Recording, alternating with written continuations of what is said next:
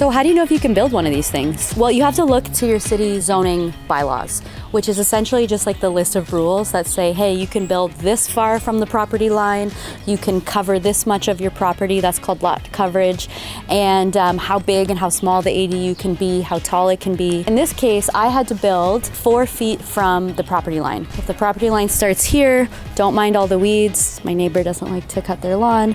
You build 4 feet out, which is essentially right about here probably. And obviously I didn't do that. I had enough space here, but I did, put in the pathway. But I was actually pretty tight to the property line on the other side. So I probably just met that 4-foot setback. Every city is going to be different though.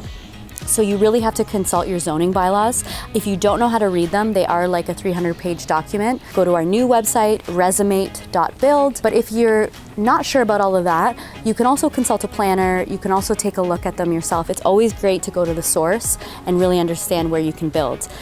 Like I said, every municipality is different. They all have these little rules. Some cities like to overlay their ADU bylaws over top. So that essentially means they have these laws and they have already a zoning bylaw kind of set out, and then they just say ADUs, you can do X, Y, and Z, and it kind of supersedes all the other zoning bylaws. Some create, zoning district specific. So you might live in the suburbs, you might live in the downtown. Those are 2 very different kind of size of lots, types of housing generally.